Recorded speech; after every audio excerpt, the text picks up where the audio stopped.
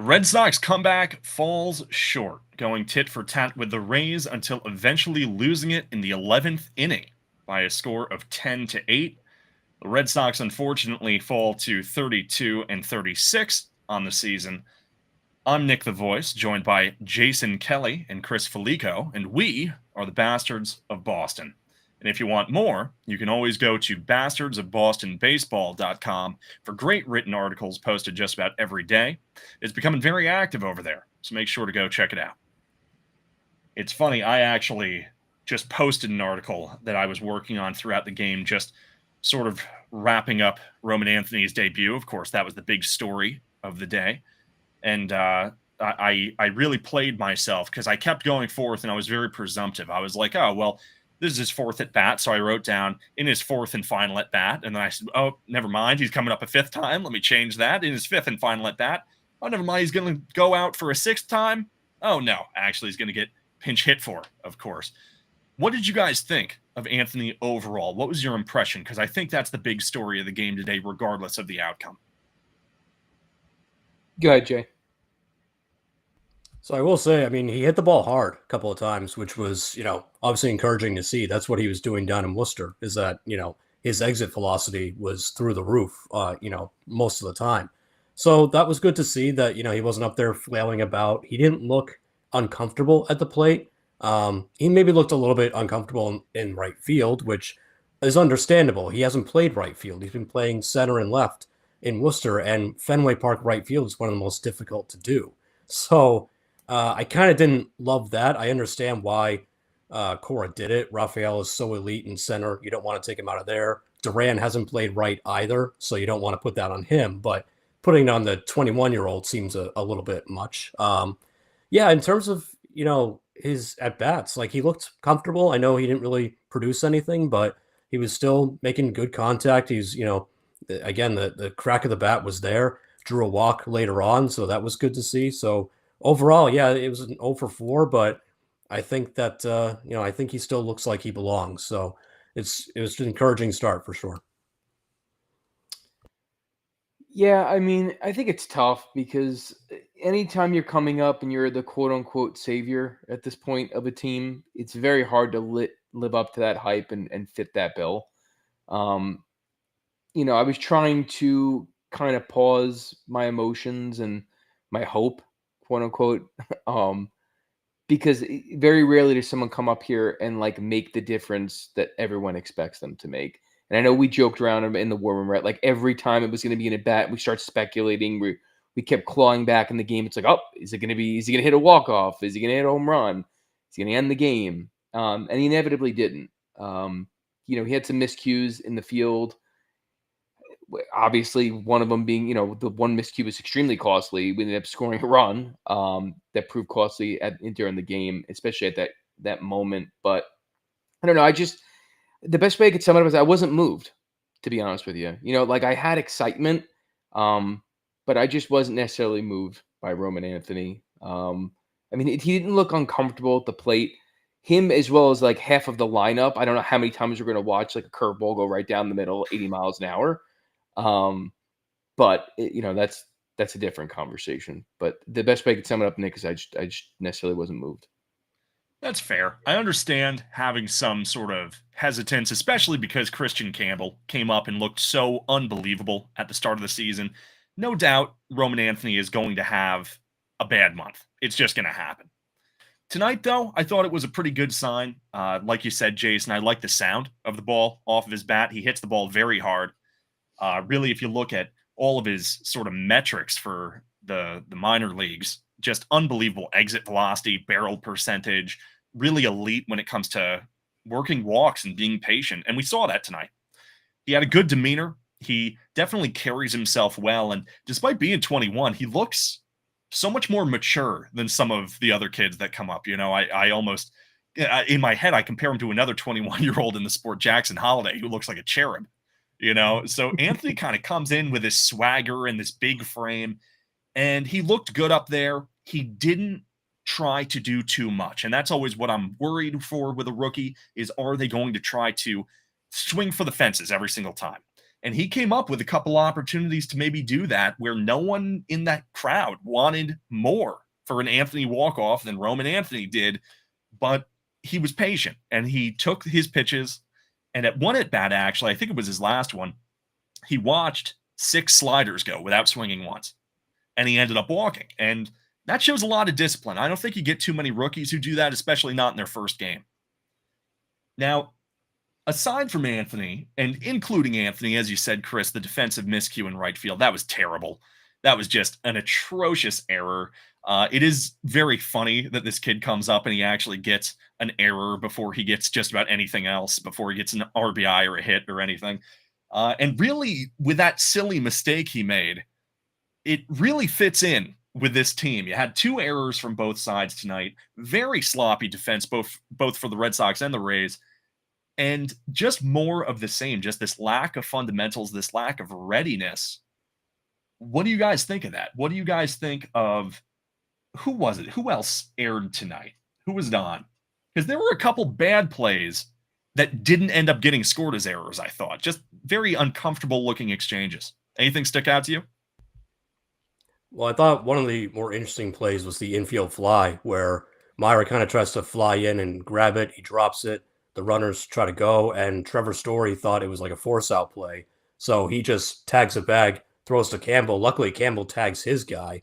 And that one is a tricky one because that play almost like never happens. Like runners don't try to advance on infield flies. They just don't. It's like if you do, you're an idiot. So it was kind of a weird one there, but yeah, it was a lot more just not being sharp. Like even that Zack Kelly play where it was sort of that in between hop. Him and Romy have to communicate. Like Kelly's got to go right to the bag, and Romy's got to get to that ball. Like instead, it was Zack Kelly tried to pick it up. His lumbering ass couldn't get to it, so then he's like, "Okay, I guess I'll go to the bag now." Romy tries to flip it with his glove. He can't. Like it's just not sharp. There's always plays like that where it's not necessarily an error, and it may not be called an error. I don't know if that one was, but it's a kind of play where it's got to be made. And if you make it, it helps you potentially win the game. And because you didn't make it, you lost. Like that was a big reason why. We've talked about Christian Campbell, that he's had a lot of plays like that where they're not necessarily errors, but if he comes up with it and he's able to make a better play or, dishes on a double play a little bit better, then, it doesn't cost them later on. So, and that's part of having, a really young roster, which they do. Their veterans, aren't very good defensively, and their kids are rookies, and rookies going to make mistakes.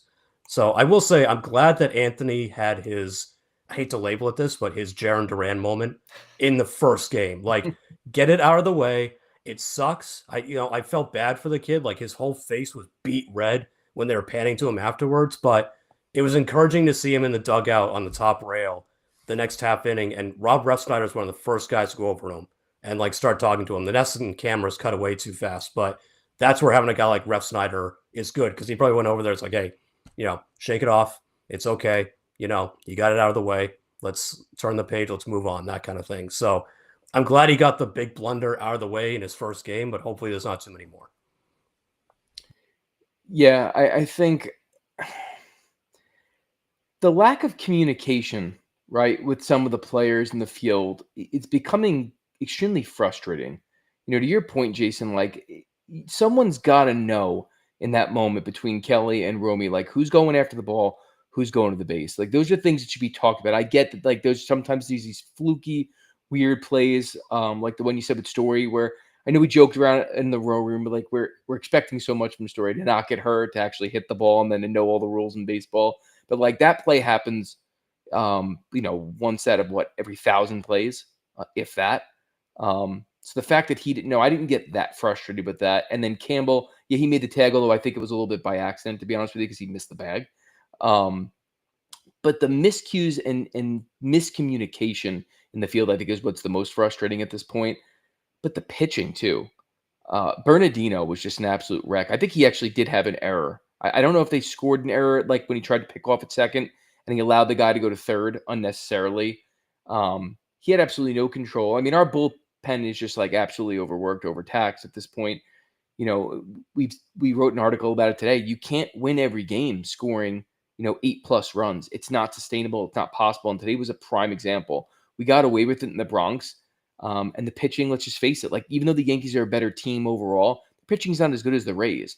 And when you're not able to score 8+ runs consistently, and in these crucial spots, and you face better pitching, you're gonna lose more than you're gonna win. Um, that's probably the most frustrating part for me at this point, Nick, is the pitching. I don't know what the answer is at this point because like Bayo had a quality start for Bayo today, but it wasn't the greatest. Like I think we're all hyping it up because of what we've just become accustomed to with Bayo at this point. But one day it's starting pitching, and then it's always the bullpen. And when they're overtaxed, it's always going to be the bullpen. And I don't know what's going to happen as this continues for the rest of the season. Yeah, I think that's fair. And you're right. It was Bernardino on the pickoff who had the second error for the Sox. I know Jarren Duran did have a really bad play out in left field. And I'm going to give Bayo some credit for today because I feel like if he had a more solid defense behind him, he was pitching very efficiently. He was at I think 88 pitches by the end of it. It was somewhere around that. Let me see here. 6.1 innings pitched, 7 hits, 1 walk, 4 Ks, ultimately gave up 4 runs, only 3 earned. He gave us a chance. It's funny because I was speaking with a friend of mine the other day, and I said it's getting ridiculous how now that the Red Sox offense is clicking, finally, if we just had our starters go reliably, 5 innings pitched, 3 runs, which isn't even a good start, how many games we would be in a position to win just doing that. And, Bayo did his job. Unfortunately, Bernardino came out, and you sort of see the results of overtaxing an arm. This guy has been pitching so much, and it's a shame because he went back to the dugout and the camera panned to him and it followed him, and he was throwing a tantrum. He was so angry at himself. And I love that because I love to see a fire, inside someone. I love to see an attitude. I love to see a guy who cares. But at the same time, dude, give yourself a break. You know what I mean? We're asking him to go out there so many nights and play in so many games. It's just ridiculous. And tonight, he melts down. I thought that leaving Guerrero out there for as long as Cora did was a big mistake. But that's just another sign of a taxed pen, I suppose. Chapman came out. That's his 3rd game in a row, right? Yep. Really, really good performance. I guess last night was pretty brief, but a really good performance from him. And I'm just sitting myself, and there were a couple little decisions when it came to the pinch hitting, when it came to the overall player management that had me going crazy because obviously, you have the big one, the elephant in the room, which is why did David Hamilton pinch hit for Connor Wong instead of Narvaez? Narvaez had to come into the game anyway. So why not give a better hitter that at bat and keep Hamilton, who's like a defensive substitute, a pinch runner, a sure thing pinch runner too. It's the one thing that you really can't take away from him. Why that logic really just, I couldn't understand the approach. I thought that Cora did a very good job to pinch hit Gonzalez for Meyer. That was a very good feel. Romy ended up having a great game. He's having a very good season so far. But then towards the end, why save Ref Snyder to pinch hit for Anthony instead of trying to end it in that 10th inning? That's what I was trying to figure out is, you have a lefty out. You have 2 men on, 2 outs, and you're going to count on Trevor Story here? And full on knowing that Zack Kelly is your next pitcher. I just don't understand that. And, Roman Anthony, he's a reverse splits guy. He's the rookie. We have Rafaela who can play all around, but for me, I would rather just try to end the game right here. Let's try to win it. Yeah, Story's the one that you should be pinch hitting for. I mean, I certainly understand pinch hitting for Connor Wong too, because that guy, he's worse than Trevor Story at this point at the plate, which is saying something. But you're right. Like, why not pinch hit Ref Snyder or Story for Ref Snyder there? Like, because you have a good chance to win it there. And okay, like, I guess Cora's probably thinking, well, if we tie it up or if we don't succeed there, then I've got to bring Rafaela in to play the infield, and he's not as good in the infield. And, I think Cora's maybe thinking ahead to like the defensive machinations he was going to have to go through. But at that point, like, Rafaela can play the infield. He's not as good there, but he'll be fine. I just think that getting Trevor Story up there every single time with runners in scoring position, you know how the at bat's going to go. He's going to look at fastballs down the middle, and then he's going to swing at a slider that's 70 feet out of the zone. And that's exactly what he did.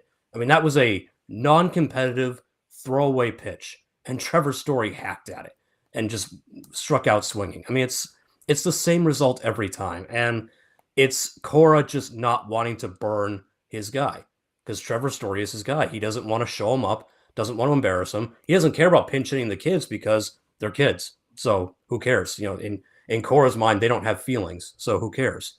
But Trevor Story, nope, can't pitch him. No, he's my guy. He's my guy. And, we got to let him, hit his way through this slump. It's so stupid. Like, I agree with you. That was one where I go, now you're putting Ref Snyder in for you're gonna pinch hit the number one prospect in baseball for Rob Ref Snyder when you could have done it 2 innings ago. Like that's just that makes no sense to me. Yeah, I would agree with you guys. I think Cora navigating the pitching staff as best as he probably could, considering how taxed it was. But the pinch hitting decisions, I'll get into another point, but the pinch hitting itself made absolutely no sense throughout the whole game. He's just becoming extremely rigid at this point with his pinch hitting, right? And it's very predictable. Like if I'm the other manager, I already know who he's going to be pinch hitting, when he's going to be pinch hitting, who's getting replaced, and when, depending on who it is during the game. It's almost laughable at this point. And to your point, Jason, the fact that like Trevor Story never gets pinch hit for, and like that's his quote unquote guy, is absolutely insane to me, because now we have all the kids up. Like they're all here. And if Cora, he signed an extension, so his intention is to be here for a while. And the last time I checked, their contracts, or at least their anticipated contracts, should be outlast Trevor Story. So at some point, he's got to start pouring into these kids. Let's see what they have. Let them make the mistakes. Let them have to make adjustments. Let them fail so they can learn to not fail. And to just absolutely throw that all away at the expense of like making Trevor Story, who on a good day is a 250 hitter, is laughable at this point. It's just an absolute joke. And I think about even in extra innings, like when he walked, forgot who it was. Was it Aranda in extras? He walked him. I think so. Let me see. With Zack Kelly. That sounds right. That's right. That was the intentional walk. Yeah. It was just stupid at that point. I get the guy's been swinging the bat well, but knowing Zack Kelly, no one should know him better than Alex Cora at this point. And Andrew Bailey, and those two like stand next to each other all damn game. They should know that is the last thing you want to do is walk with Zack Kelly on the freaking mound. Because, he either throws it right down the middle or it's about 5 feet off the plate. And don't even get me started on the calls. Like Caminero got a walk on a couple of questionable calls. They were balls, right? And he got the walk. And then Romy Gonzalez, like that couldn't wait to go home with that pitch. But what the truth is, we deserve to lose. Because, again, we can't be in these positions where we have to score 8 freaking runs every night to win.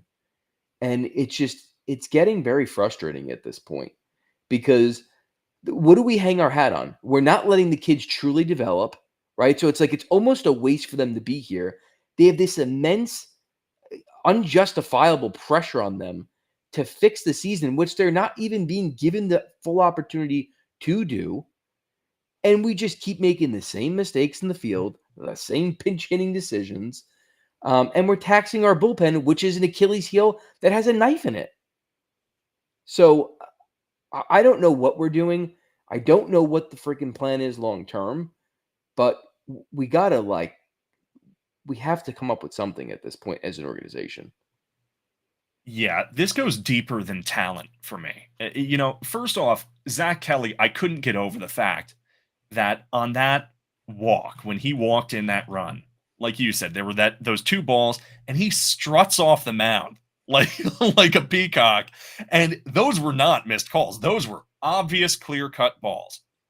That was so funny to me. And I'm like, dude, what are you doing? You get one of those. I'll give you one of those. And then he did it again. That blew my mind. But right now, You look at Trevor Story, he's been hitting well for the past week. I don't necessarily buy into it. A lot of it are like he keeps hitting singles up the middle, which are nice base hits to get when you get them. But if that's all you're getting, it becomes a little more lackluster and a little easier to shift into. Roman actually hit a sort of would-be single up the middle. It actually had an expected batting average of 410, but because they shifted over, it was just, a ground out and probably would have been a double play ball if there was a runner on first. It's nice to see, like I said, the offense sort of producing. Campbell has been having a very sneaky resurgence in the last 15 games, really a nice 340 on base. Myers looking good in his debut. This new stretch, this new era of Red Sox baseball. I think it's starting pretty good for the guys who are going to be here long term. Guys like Dobbins and guys like, who like you said are going to sort of outlast Trevor Story in the grand scheme of things, thank God. But one player I would like to really sort of humble myself to, because I was a hater of this guy and I still don't know what to think. Are you guys buying into Abraham Toro? What do we think of this dude? Because he has just been hitting nonstop. So in the war room, I joked around, and I'm not even kidding. This is the point that's also part of the problem with the Red Sox right now. I'm more moved with Abraham Toro and Romy Gonzalez at bats than the kids, because at least they're getting the opportunities and they're getting the situational opportunities to hit. And for the most part, they're succeeding. I mean, they're both batting over 300. Romy Gonzalez has been one of our more clutch hitters since he's come up at this point. And it's a good thing, but it's also a bad thing. Like, when that's what's exciting me as a fan, when we have 3 of the top 10 prospects in baseball playing at the same time on your favorite baseball team. And I'm sitting here going, man, I can't wait for Romy Gonzalez to come up to the plate. That's a problem. Yeah. I mean, I like Toro. I liked him when he was with Seattle. I thought he was a good sort of switch power bat. I don't think he's as good against lefties. I'd rather he sit against lefties. I don't know what your other option is there, but he is a professional hitter, and he's a little bit better at first base and third, but he's also pulled out some incredible plays at third base just randomly. So he's a good serviceable player to have, at least for now. I would like an upgrade at the deadline if they do somehow climb back into it and actually give a damn and actually try and go for the playoffs. If they don't, then it'll probably be Abraham Toro for the rest of the year. Romy I like. The only issue is I kind of get a little bit bummed out that he keeps hitting, and I know that sounds weird, but the problem with that is because he keeps hitting, Marcelo Meyer has no shot in hell of ever facing a left-handed pitcher again. Because as soon as a lefty is on the mound in a clutch situation, Cora is going to go to Romy. We all know it now. It's like, I think, Chris, you were the one who said it, like the opposing managers know what Cora is going to do before he even does it. Like, opposing managers know, yeah, he's going to pull out Romy. Okay, yep.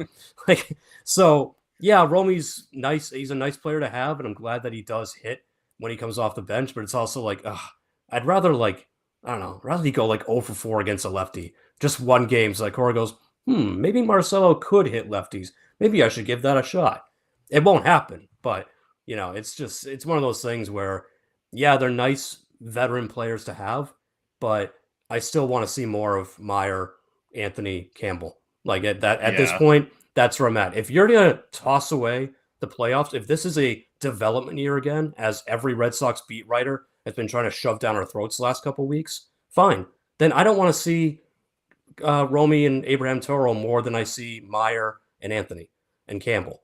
So yeah, they're nice players to have, but that is the frustrating part about it, is they will take at bats away from the top 3.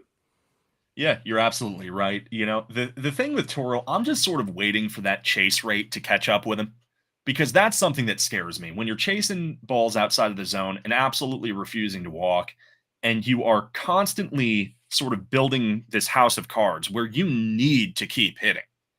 If you have a slump, wow, do you slump hard? Usually that's how those types of players are. Funnily enough, Toro, just generally in the terms of how he plays defense, in the terms of how he runs, and in the terms of even how he sort of looks, he kind of has like an Eduardo Nunez vibe to me. And Nunez, though, is another one where back in 2017, he came in, he was amazing, he was hitting, and then he pretty much had the same approach where in 2018, he was, I mean, he had some playoff miracles, he had some good games, but overall, in the span of the season, it just didn't work for him as much. It's hard to repeat those successes sometimes, it's hard to make that sustainable. As it stands, I mean, I'm of two minds about the offense right now because on one hand, I'm thinking, well, maybe if Bregman's injury isn't so bad and he comes back, in a month, maybe a Romy Toro type of platoon at first base, maybe that's not the worst thing in the world. But I'm also looking at the stats tonight, and I've been harping on about it to the point that it's almost tiresome. What were we tonight? Let me see. I have it written down here. 4 for 23 with runners in scoring position. You just can't do that. It's funny to say that the offense should have done more. When you score 8 runs, usually you say, oh, that's all on pitching that you lose that game, which is true. But it also does feel like this could have been a 16-run game. It really could have been. I'm not going to, put any evil on the players, obviously. They did the best they could, and they really put up a hell of a fight. But I feel like if we are going to go deep into this season with hope, which at the end of this 15-game span, the 2 series versus the Yankees, the series against the Rays, the Mariners, and the Giants, if we want to really say, okay, we have playoff aspirations, we need to not only really play excellent baseball here and wind up at 500 by the end of it, or a game within, I think it'll be, but we need pitching badly because this is just ridiculous. You can't, as you guys have both said, and as everyone with a brain has said, you can't count on your offense to score 8 runs a night. It's not a sustainable model.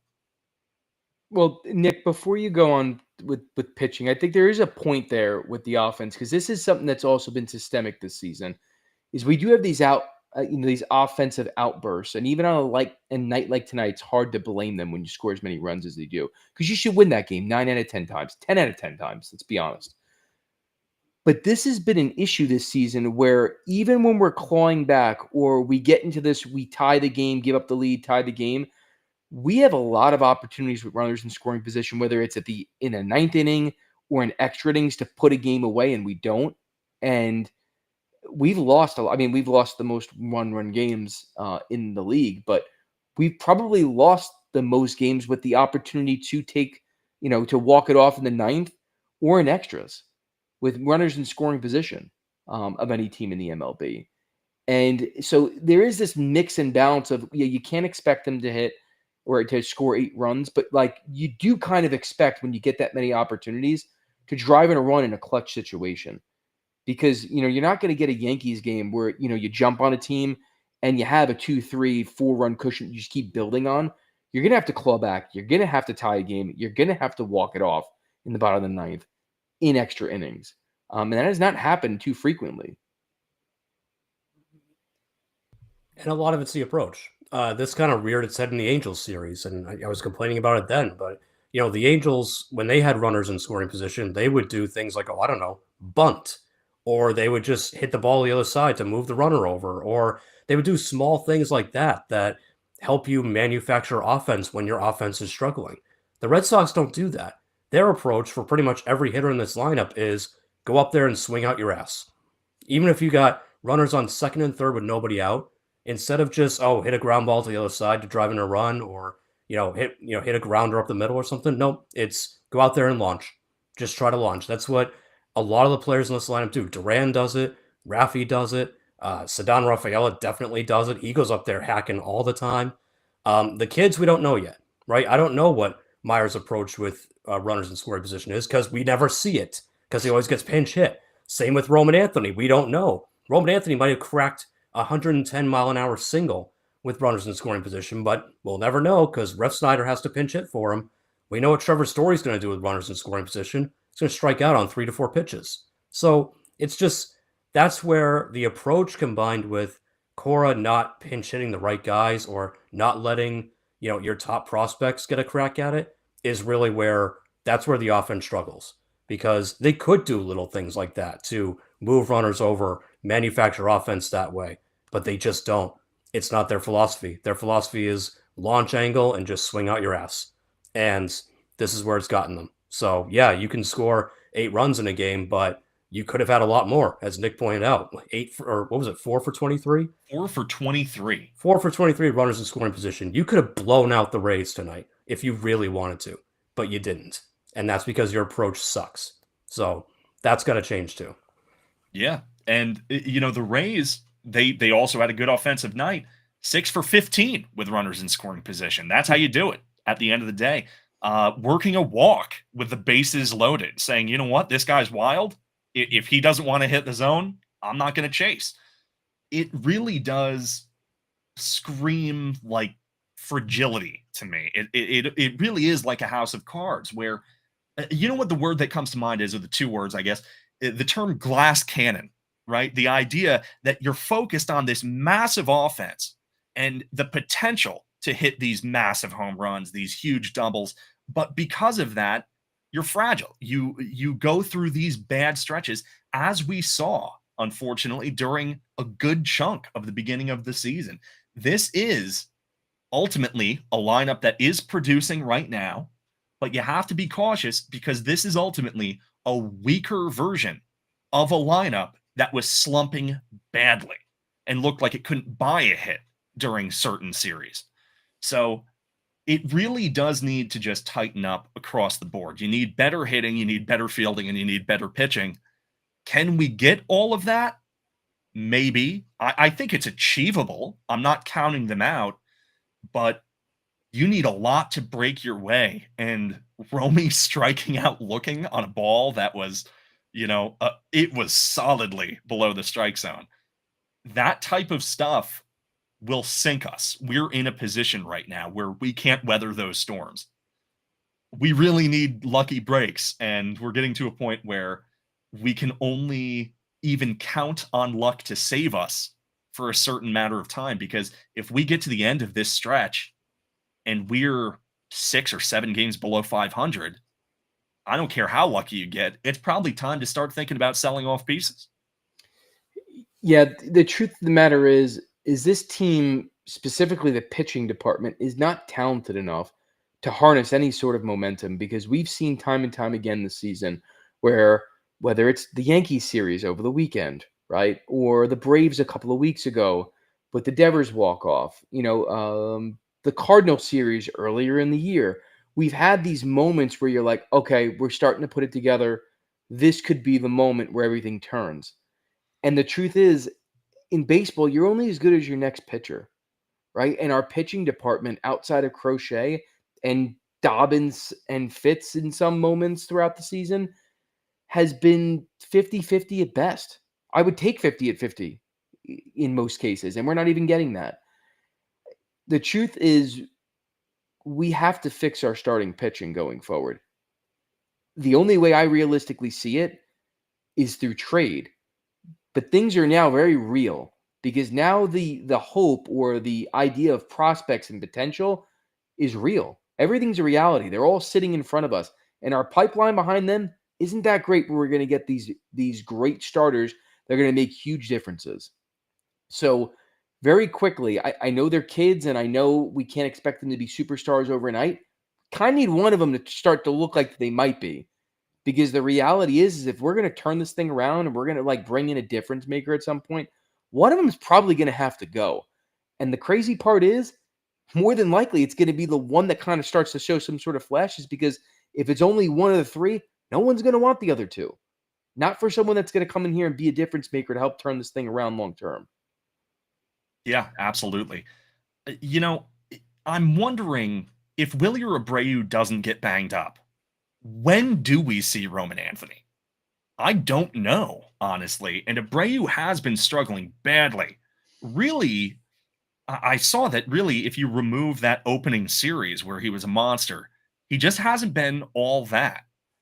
It's possible that his injury will give way to a Roman Anthony renaissance. Maybe this will be a Tom Brady, Drew Bledsoe type of situation where, a star is born due to unfortunate circumstances, and maybe Willier can fetch us something. But I agree with you that, some of the names that I'm seeing thrown around, it's like people want us to trade with Seattle. Well, Seattle is in a playoff push. Why would they give us a pitcher?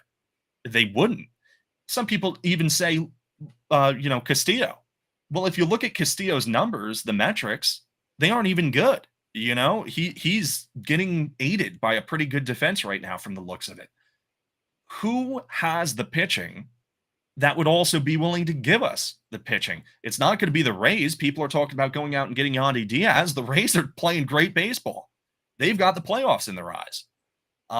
Same thing can be said with Toronto. Same thing can be said with a lot of teams. So unless you want to go out and beg the Athletics for, Severino, but even he, I think, has a 3-year contract, so I don't know why they'd break off for that. I don't really know what we do or who's available right now.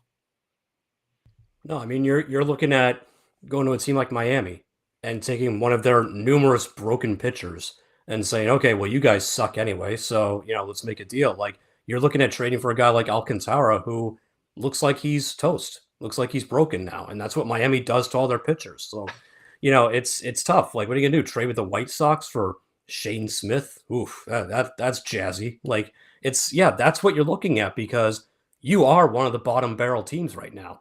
Sorry to say it, but you are.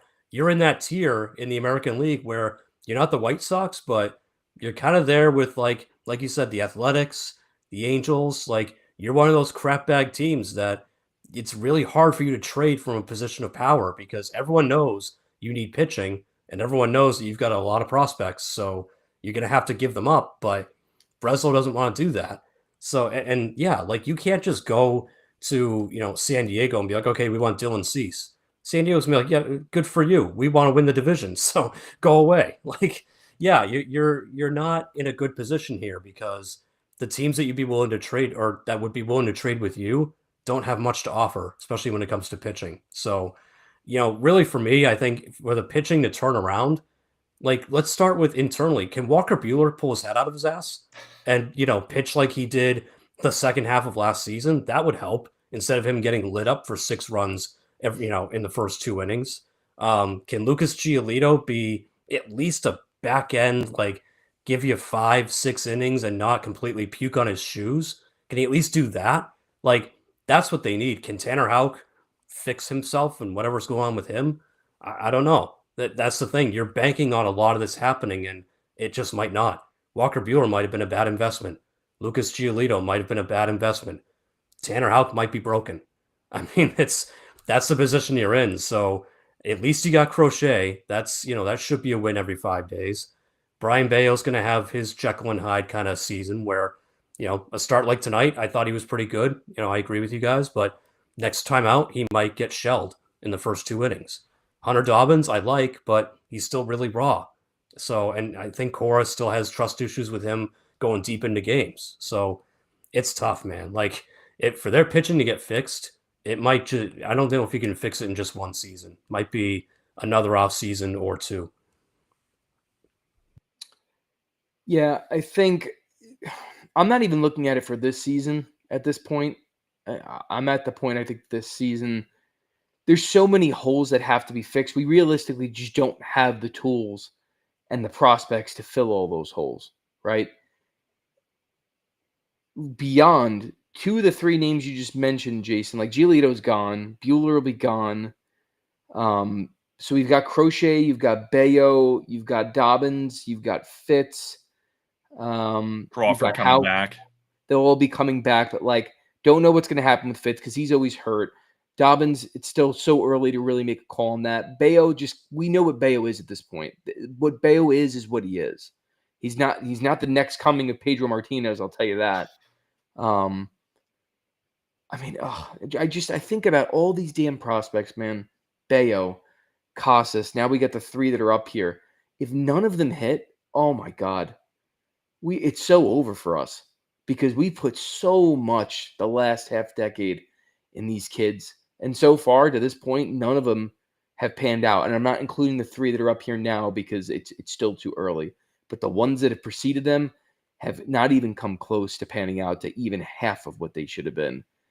And, I'm seeing people blow up our chat. And I know I've said this in the room. They're like, with Skeens. Well, that dream's gone, guys, because now that the 3 are here, you're not getting Skeens. Unless one of these guys turns into Aaron Judge, no one is going to take. You'd have to trade all three of them to get Skeens. Because to be frank, none of them at this point are worth Skeens. When there was hope, when there was the potential and the prospect of potential, they're worth everything. But now that they're here on the major league roster, they're major league players. And if they suck, I know it's early, but in reality, to try and get a Skeens, they're not going to be worth it. So that's out. Yeah. I don't know what but we I do just want to long term. interject quickly too, is like with a thing like Skeens, like that's the type of move that gets a guy almost like blacklisted from MLB front offices. I mean, Yep. when you have a guy like Skeens still so early in his career with so many years of control left, that would be Cherington just saying, I have no faith in my own ability to put together a playoff team in the next 5 years. It's just not going to happen, unfortunately. Yeah. Well, I mean, it is Ben Cherington, but True. you forgot that part. But no, but in all seriousness, I think I don't know what the move is long term at this point, but we have to come up with some sort of plan. Yeah. For this year, I am ready to sort of divorce myself from expectations this year. I've been ready for a while. I figured I would give myself this stretch and see where we are. After that Giants series, we will see. Are we a playoff team? Did we do great against, in 15 games against very good teams? Or did we bury ourselves? And that's going to really decide on whether we're buyers or sellers for me. But I think that as tentative as I'm being with all of those expectations, the number one thing to keep in mind that I want the team, the front office, all the players, just make sure that in trying to chase this long shot of the playoffs this year, you're not throwing away the playoffs next year. Set yourselves up for success. And if that means throwing in the towel, throw in the towel. I don't want to see any Danny Jansen trades like last year. I don't want to see any BS, and I don't want to see any refusal to sell off pieces like we did with Eovaldi and Xander and JD. If we're sitting around 500 and the deadline comes along and we have guys coming back from the IL, I don't care. I would much rather punt this season, play the kids, treat it as a development year, and go all in on 2026. Michael King, I think, is going to be a free agent. That might be an interesting guy to pursue. Flex your money a little bit and save your prospects if you can't get a good return on them. That's pretty much where I'm at right now. But we need arms. We might need bats. We need some guys who can field. Ultimately, I think, unfortunately, what we're counting on is for every single player on the roster to be the best version of themselves they can possibly be. Sort of like 2013 was, right? The 2013 Red Sox were a bunch of guys who just had career years. I don't think we're going to get that necessarily, but you never know. So for right now, I'll just keep holding my breath and enjoying the ride of watching Roman Anthony and Christian Campbell and Marcelo Meyer and thinking, hey, man, maybe we have something really good brewing here. That's where I'm going to focus right now. You guys have anything to add, or would you like to look at probable pitchers? No, let's do it. One last thing. I do think that there's something to be said about the kids. All that's now riding on Cora. Oh, yeah. They're like what happens with them if they don't develop, if they don't start to, show signs, he's going to own that 100%. And that's something to watch very closely. And then I think on the pitching side of things, that's on Breslow. Like if he doesn't start coming up with a long-term plan because he's supposed to be this pitching guru, that's going to be on him. So it's interesting to see how those two different parts of the team really, like, the ownership falls on them squarely individually. Yeah, you're absolutely right. I was happy to see Cora get tossed. It was kind of an obvious ejection to take. It's right at the end of the game, but it's good to see that he's not like checked out or anything. So looks like tomorrow we have a 7:10 p.m. game. It's going to be Ryan Pepiot versus Lucas Giolito. The day after that, we have another 7:10 p.m. game. Zach Little versus Walker Buehler.